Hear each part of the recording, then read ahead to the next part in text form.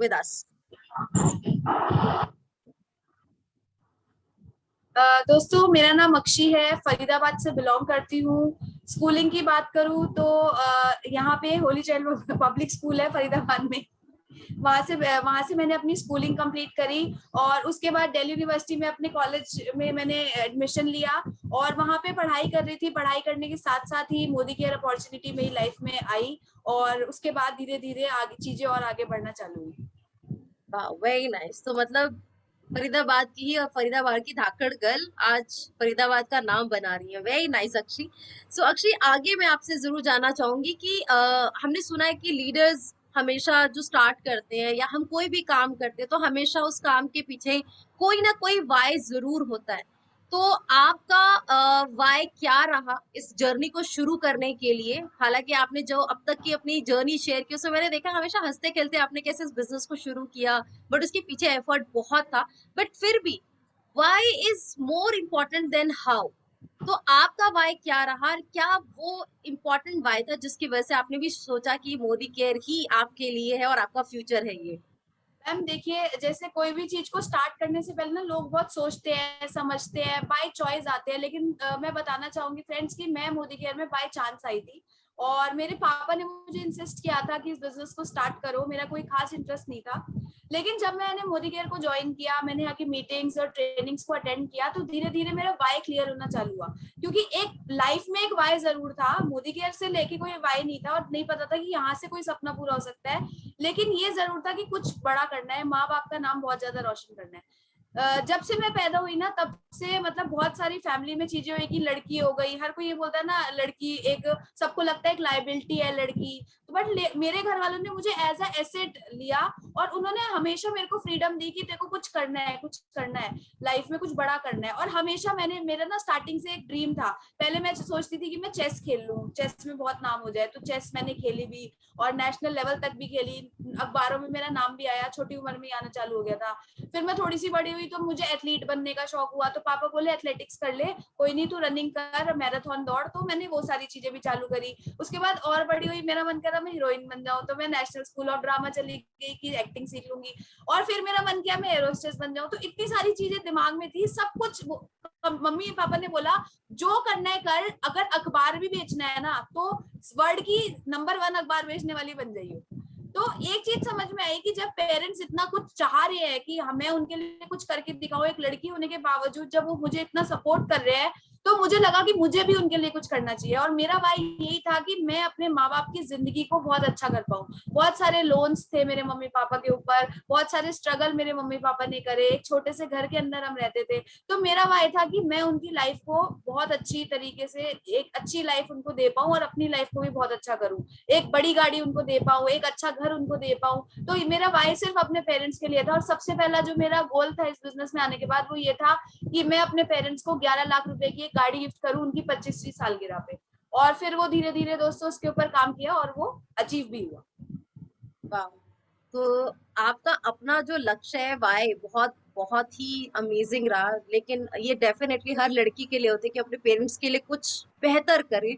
But जो आपने अपने पेरेंट्स के लिए किया और अपने लिए किया है वो शायद ही कुछ ही लड़कियां कर पाती है। So I am very happy to for you कि आप वो चीजें कर पाई जो आपने अपना वाई सोच कर इस बिजनेस को शुरू किया। सो यहाँ पे आगे हम बढ़ते हैं और एक जो सवाल है आपके लक्ष्य को लेकर, तो किसी भी लक्ष्य के पीछे जब हम होते हैं तो जरूरी नहीं कि वो सब इजीली मिल जाए। और आप भी जानते हो कि मोदी केयर की journey, I have seen your videos on YouTube, कितना ट्रैवल किया है, किस तरह से अक्षय दिखती थी और आज अक्षय क्या दिखती है। तो ये इतने आसानी से तो नहीं हो पाया डेफिनेटली। तो कभी कभी आपके साथ भी हुआ अक्षय कि बहुत डिफिकल्ट सिचुएशन आई जहां आप बिल्कुल ऐसा लगा कि सरेंडर कर गए, अब नहीं हो पाएगा मुझसे। और वो जो मुश्किलें हुई उसके बावजूद आप इतने कॉन्फिडेंट रहे, आप अपने डिसीजन से नहीं हटे। उस रिजेक्शन को कैसे आपने फेस करते हुए इस बिजनेस में आप आगे बढ़ी? मैम क्योंकि मैं अपने पेरेंट्स से बहुत ज्यादा प्यार करती थी तो मुझे ना कोई रिजेक्शन, कोई नेगेटिविटी दिखाई नहीं देती थी। हालांकि ऐसी ऐसी सिचुएशन भी कभी कभी आई कि मन किया कि अभी छोड़ दो। क्योंकि देखो क्या होता है इस नेटवर्क मार्केटिंग बिजनेस में स्पेशली, क्या होता है कि आपके शुरू में जो एफर्ट होते हैं वो इतने होते हैं लेकिन आपकी इनकम इतनी सी होती है। और धीरे धीरे आपके जो एफर्ट है वो इनकम के बराबर आते हैं, और फिर बाद में क्या होता है कि इनकम बहुत बड़ी हो जाती है लेकिन एफर्ट इतना सा होता है। जिस स्टेज पे मैं आज आ गई हूँ वो वही वाला है कि इतना सा एफर्ट और इतनी सारी इनकम। लेकिन स्टार्टिंग में ऐसा नहीं था, और किसी के साथ भी नहीं होगा भी नहीं और होता भी नहीं है, क्योंकि पहले एफर्ट बहुत ज्यादा लगता है। तो मेरे साथ भी ऐसा होता था, बहुत मेहनत करती थी, कॉलेज से थकी आ रही आती थी मोदी केयर मीटिंग्स अटेंड करने, ट्रेनिंग्स के लिए ज्योति मैम पहले ट्रेनिंग देती थी, वहाँ ऑफिस चले जाते थे। तो क्या होता था कि 3 4 5 बजे कॉलेज से आए, उसके बाद ट्रेनिंग अटेंड करी, 7 8 बज गए। उसके बाद बहुत मेहनत कर रहे हैं, बहुत मेहनत कर रहे हैं, बहुत मेहनत कर रहे हैं, चेक आ रहा है जी 10,000 रुपए का, एक्सपेक्टेशन है जी 30,000 40,000 आता। फिर सोचते यार जॉब कर लेते, इससे बढ़िया तो जॉब में अगर जाके इतना टाइम देते तो कम से कम 10 15 हजार रुपए 20,000 रुपए तो आते, यहाँ तो 10,000 आ रहा है। तो कभी कभी तो अपलाइंस के सामने जा जाके रोती थी कि सर ये क्या हो रहा है, मनोज सर चेक तो बहुत कम आ रहा है। तरुण सर से भी बोलती थी कि सर चेक बहुत कम आ रहा है। उन्होंने बोला एक बात बताओ अक्षी, तुम कॉलेज में पढ़ रही हो और कॉलेज में पढ़ने में तुम्हारे जितने भी क्लासमेट्स हैं, तुम बताओ कौन 10,000 भी कमा रहा है कॉलेज के साथ। तो मैंने अपने आप से सवाल पूछा कि कोई भी नहीं। तो मुझे एक चीज समझ में आई कि यार मैं पार्ट टाइम में अगर 10,000 भी कमा रही हूँ तो अच्छा है। तो ऐसे कुछ चैलेंजेस आते थे, मन करता था छोड़ने का। कभी कभी मैं मीटिंग करने जाती थी और मुझे बोलते थे बेटा आप ना चिप्स लो और अंदर टीवी लगा के देखो बच्चों के साथ, यहाँ मीटिंग चल रही है, क्योंकि उन्हें पता नहीं होता था कि मैं ही ऑर्गेनाइजर हूँ, मैं ही उन्हें समझाने वाली हूँ। तो मेरे साथ ओके। कभी कभी ऐसा भी होता था कि बच्चे जाओ अंदर चिप्स खा लो। और मतलब तब लगता था, क्योंकि उम्र इतनी छोटी थी कि बच्चों के बच्ची लगती थी, और उन्होंने बोला बच्चों के साथ जाके खाओ पियो ऐश करो। तो क्या हुआ, कहने का मतलब ये है कि मतलब चैलेंजेस बहुत सारे आए। एक बार मेरे को ध्यान है, मैं चंडीगढ़ जा रही थी और बहुत कोहरे का टाइम था, उस समय बहुत ज्यादा फॉग हो रहा था। और मैं जब रास्ते में जब जा रही थी, आई10 गाड़ी में मेरे पास थी उस समय, मैं खुद गाड़ी ड्राइव करके फरीदाबाद से चंडीगढ़ जा रही थी, और उस समय 21 22 साल की होंगी। और इतना फॉग था, मैंने अपनी आंखों के सामने बस के ऊपर बस को चढ़ते हुए देखा उस फॉग के अंदर। और उस दिन मेरे को इतना डर लगा कि आज मैं चंडीगढ़ पहुंच तो जाऊंगी ना, मेरी गाड़ी तो सही सलामत पहुंच जाएगी, ऐसा लगा कि अभी वापस यू टर्न लूं और घर चली जाऊं। लेकिन नहीं, उस फॉग में भी मैं वहां तक गई, मैंने होम मीटिंग्स करी वहां पे जाके और बिजनेस को बिल्ड किया। जब गाड़ी नहीं होती थी तो मैं हरियाणा रोडवेज की बस में भी सुबह 4 बजे उठ के अपने कंधे पे भारी भारी बैग टांग के प्रोडक्ट्स लेके बस में बैठ के भी जाया करती थी। मैं मम्मी पापा सुबह सुबह 4 बजे रोडवेज की बस में बैठा के आते थे चंडीगढ़ की। तो बहुत सारी चीजें थी। लोगों ने कभी कभी डाउनलाइन जिनसे मैं बहुत प्यार करती हूँ, जिनसे जिनको बहुत कुछ माना, उन्होंने मुझे कुछ ऐसी बातें बोल दी कि मुझे बहुत हर्ट हुआ। मुझे लगा यार ये क्या बिजनेस है, मतलब मैंने तो इतनी मेहनत करी, इनके साथ दिन रात एक किया और ये तो मुझे सुना देते हैं।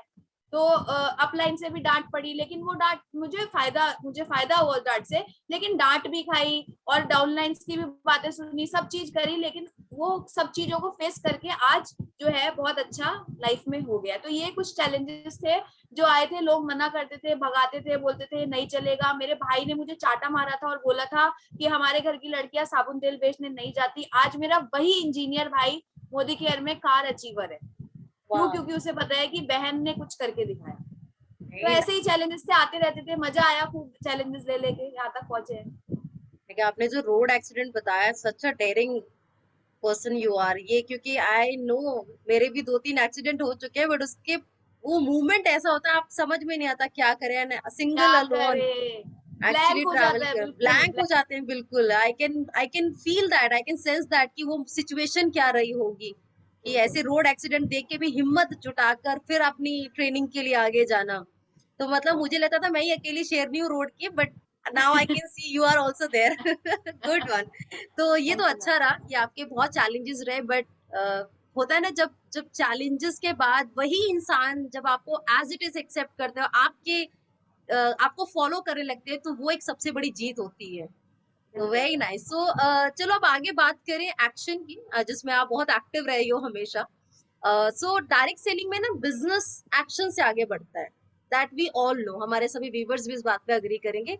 आपके हिसाब से वो कौन सी ऐसी एक्टिविटी हो सकती है जो सबसे ज्यादा जरूरी है इस बिजनेस को ड्राइव करने के लिए? स्पेशली अगर मैं आज का प्लान देखूं, इस प्लान को और किस स्पीड से हम बढ़ाते हुए कौन सी वो इम्पोर्टेंट एक्टिविटी को रेगुलर इम्प्लीमेंट करें, जैसे कि डेमो करें या लोगों को इनवाइट करें तो इनविटेशन करें, इनविटेशन के साथ साथ फॉलो अप करें, या कुछ और बेहतर करें, कुछ नया करें, क्रिएटिव करें, कि वो इस नए प्लान को और बेहतर तरीके से ड्राइव कर सकें और डायरेक्ट सेलिंग में कंटिन्यूटी अपनी बनाए रखें। मैम देखिए, जो मुझे आज तक समझ में आया है, वो एक्शंस तो की है सक्सेस की। अगर एक्शंस हम नहीं ले रहे हैं और हम बोल रहे हैं हमारा तो चेक नहीं आ रहा, हमारा तो चेक कम है, हमें तो ये प्रॉब्लम है वो प्रॉब्लम है, तो आप एक्शन नहीं लोगे तो काम तो वैसे भी नहीं होगा। क्योंकि अगर किसी भी चीज में आगे बढ़ना है तो काम तो करना पड़ेगा। तो एक्शंस बहुत ज्यादा इंपॉर्टेंट है। मैं अगर अपनी बात करूं तो मुझे याद है कि पिछले 9 सालों के अंदर मैंने बहुत सारी होम मीटिंग्स करी है।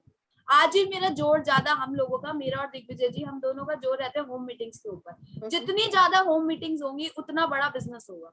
सारा खेल ना होम मीटिंग्स के ऊपर ड्रिवन है। लेकिन अगर आपकी शुरू में कोई होम मीटिंग नहीं हो रही है तो पहले वन ऑन वन से स्टार्ट करो। जब आप वन ऑन वन मीटिंग करते हो, लोगों को जोड़ते हो, फिर आप उनको बोलते हो कि आप अपने घर पे होम मीटिंग रखो, हम आएंगे, तो वहां से आपका बिजनेस चालू होता है। फिर जो लोग होम मीटिंग में आते हैं उनको हम इनवाइट कर सकते हैं किसी बड़े सेमिनार के लिए, किसी ट्रेनिंग के लिए, या फिर कोई और बड़ा इवेंट हो रहा है तो वहां पे हम उनको इनवाइट कर सकते हैं। और मान लो इनविटेशन के बाद भी वो नहीं आ रहे तो इसका मतलब ये नहीं कि हम उनको छोड़ देंगे ढीला।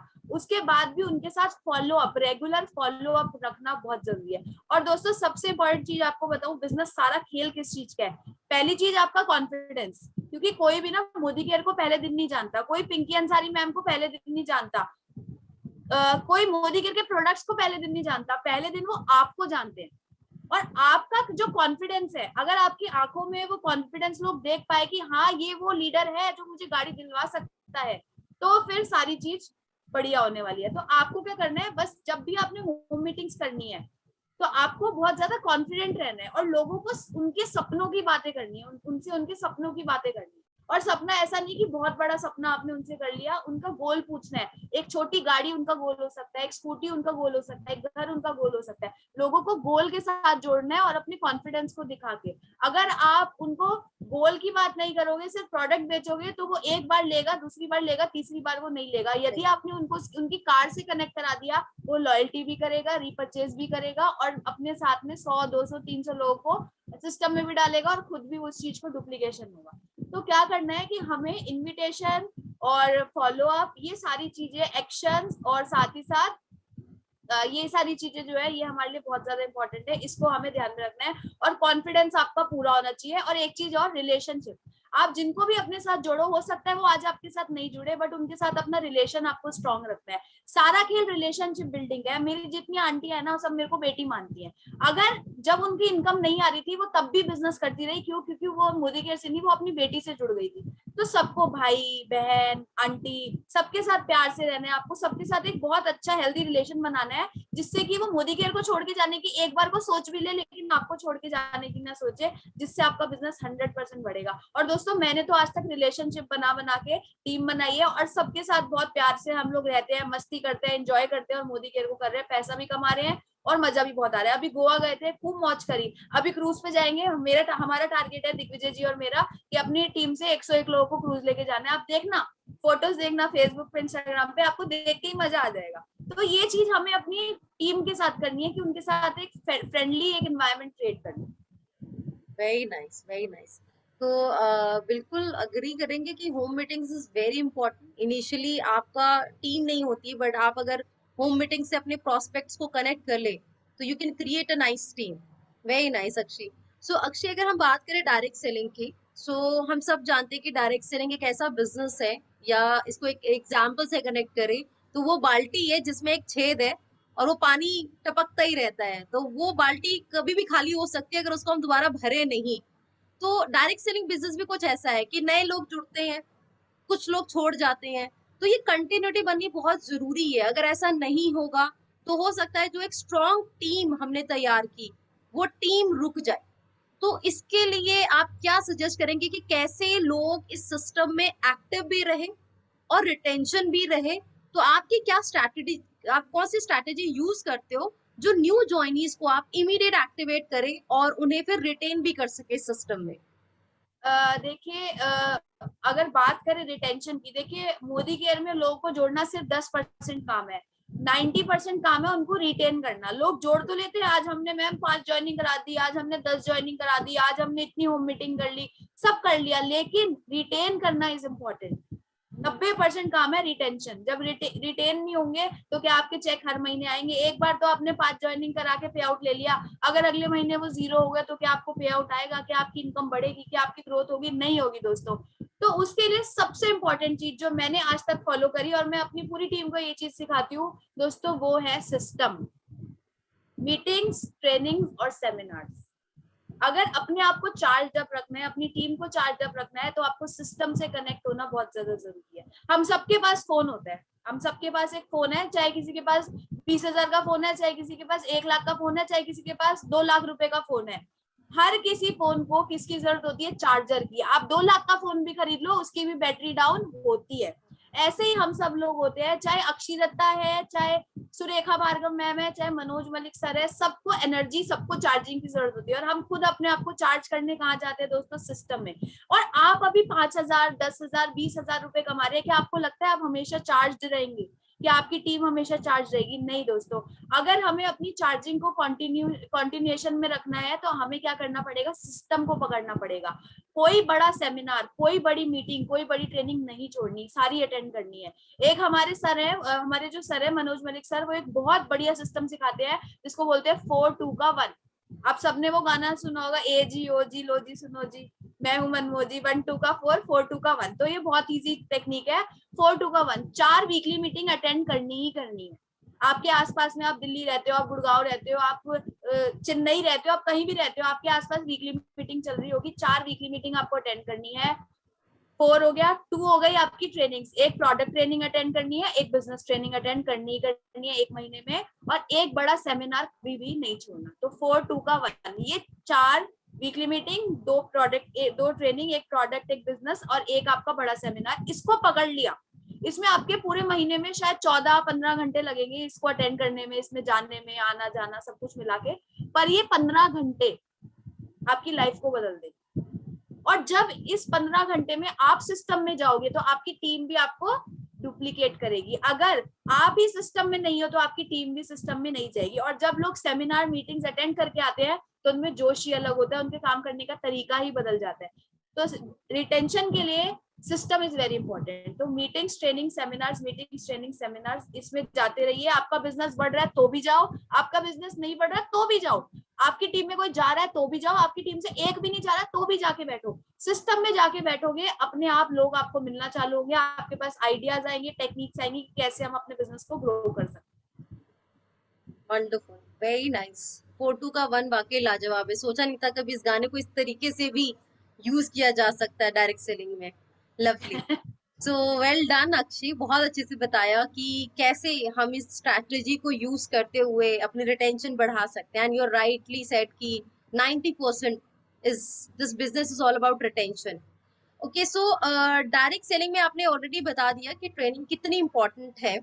सो डायरेक्ट सेलिंग में ट्रेनिंग, इवेंट्स, सेमिनार्स की जो आप बात कर रहे हैं कि ये अटेंड जरूर करें, तो ये इम्पोर्टेंट क्यों है? इसकी क्या इम्पोर्टेंस है, ताकि लोग जो सोचते हैं कि हम घर पे भी तो ऑनलाइन ट्रेनिंग ले सकते हैं, फिर हमें ट्रेनिंग रूम में जाने की क्या जरूरत है? अब एमएलसी में ट्रेनिंग शुरू हो चुकी है, but there are such people who are coming to the office and they are regular attending this session.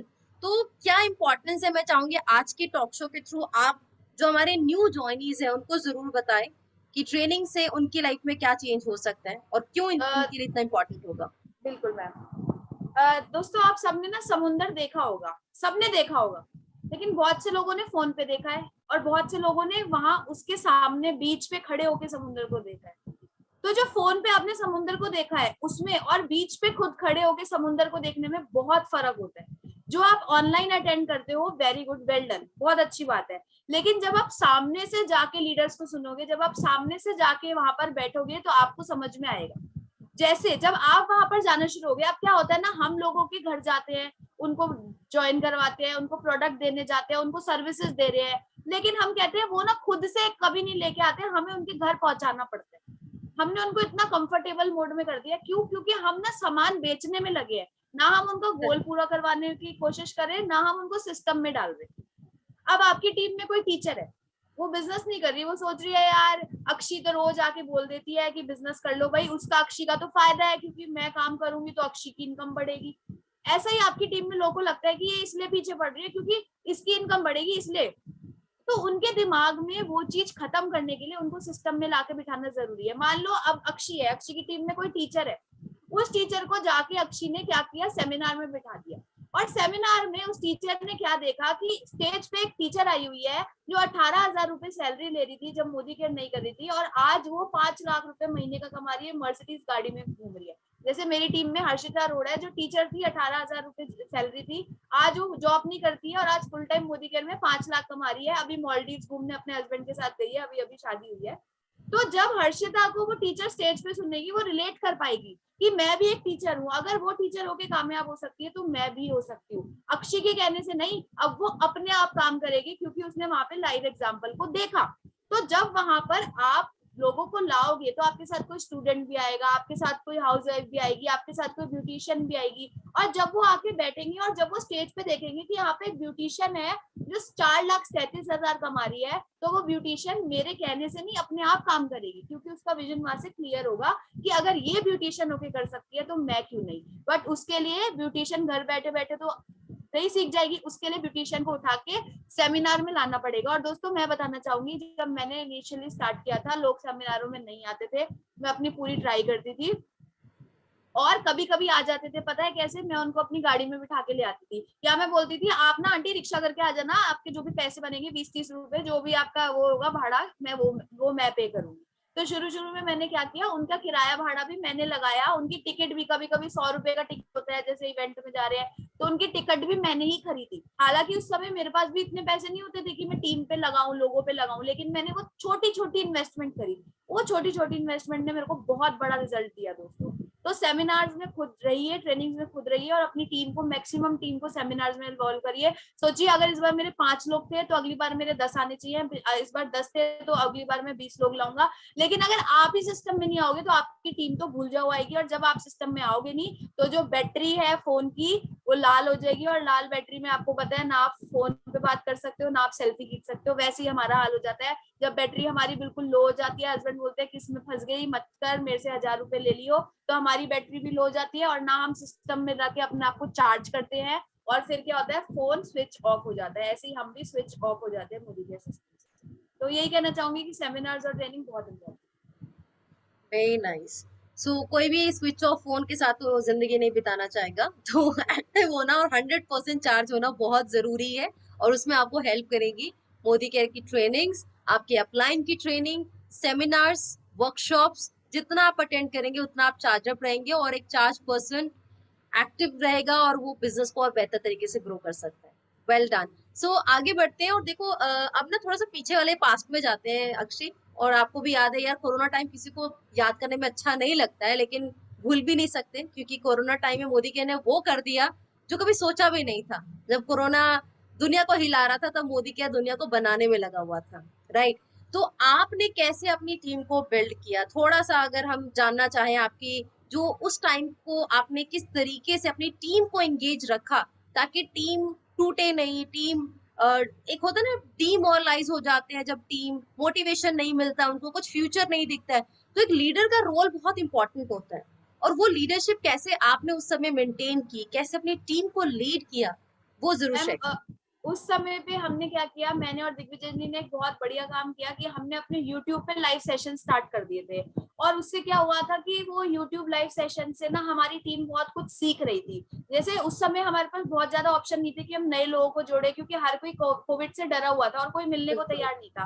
तो हमने जो हमारी टीम ऑलरेडी चल रही है उसके ऊपर हमने बहुत काम किया, और हम तैयारी करते थे हर बार एक टॉपिक निकाल निकाल के, उसके ऊपर हम करते थे। यूट्यूब लाइव सेशंस करे हमने हमने जूम मीटिंग्स करी बहुत सारी, और लोगों से फोन पे बहुत ज्यादा कनेक्टेड रहने लगे, जिससे कि वो अपने आप ही, मतलब उस समय भी वो रिटेन कर गए कि उस समय उनको रिटेन करवाया, तो आज बिजनेस बहुत अच्छा हो रहा है। और अब तो ज्यादा लॉकडाउन वॉकडाउन का भी चक्कर नहीं है। कल हमने 1,300 लोगों का कल हम सेमिनार करके आए हैं, मैं और दिग्विजय जी ऑर्गेनाइज किया था 1,300 लोगों का इवेंट, बड़ा मजा आया, बहुत अच्छा हुआ। तो अब ये कोविड क्या है ना, ये पार्ट ऑफ लाइफ बन चुका है, अब ये रहेगा। अब कभी कुछ, बिल्कुल। कभी कोई वेरिएंट आएगा, कभी कोई वेरिएंट आएगा, लेकिन कोई वेरिएंट आने से हमें बिजनेस पे कोई इफेक्ट नहीं डालना है, हमें अपना जो एफर्ट है वो करता जाना है। हाँ, मास्क सैनिटाइजर का ध्यान रखें और अपने इवेंट्स को बिल्ड करें। कल हमारे भी 13 लोग बैठे थे, हमने मैक्सिमम लोगों ने मास्क लगा रखे थे, हमने बोला था carry your sanitiser with you, तो ऐसे करके सब लोग आए और अच्छा हम लोगों ने बिल्ड करा।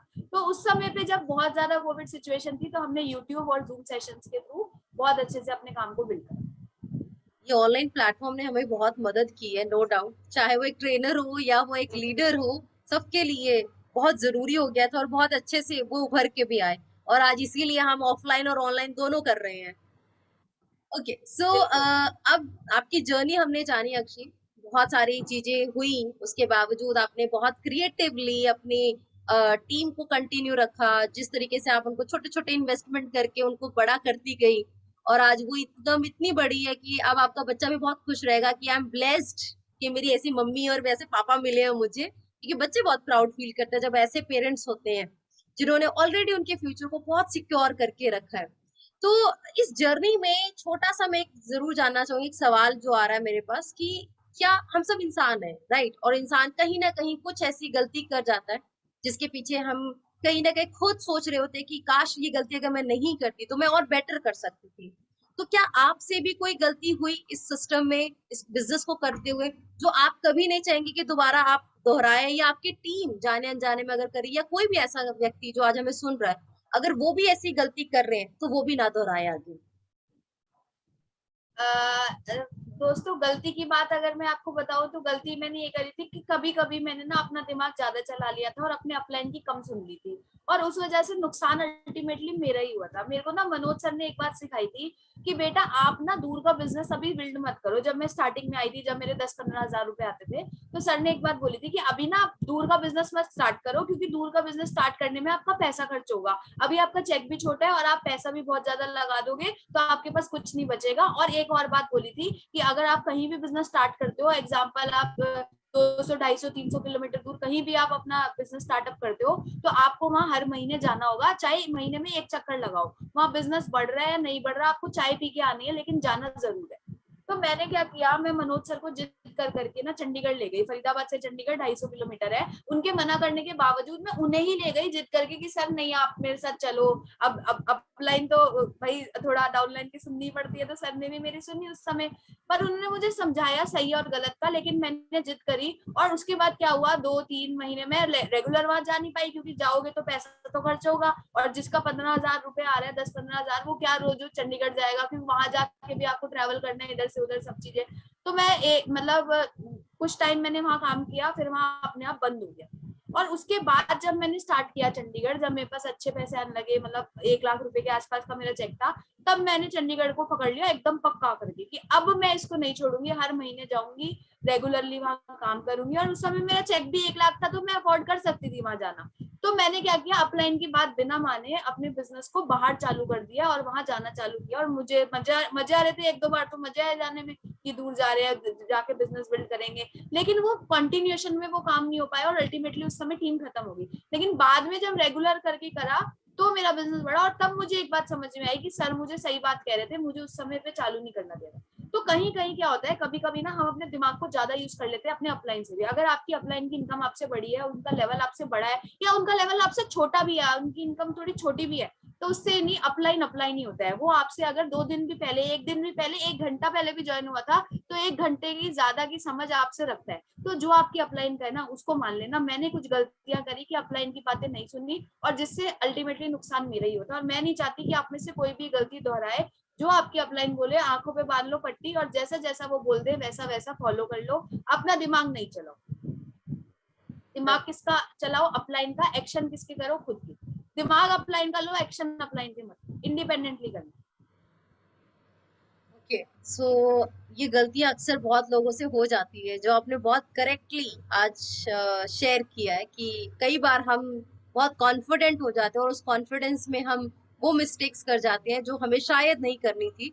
तो चलिए दोस्तों, पता चल ही चुका होगा कि अपलाइन कितना इंपॉर्टेंट, और ऐसे ही थोड़ा गुरु बोला गया है यार, गुरु कभी गलत नहीं हो सकते, गुरु हमेशा आपको एक सही दिशा दिखाते हैं, एक सही पाथ पे लेके जाते हैं।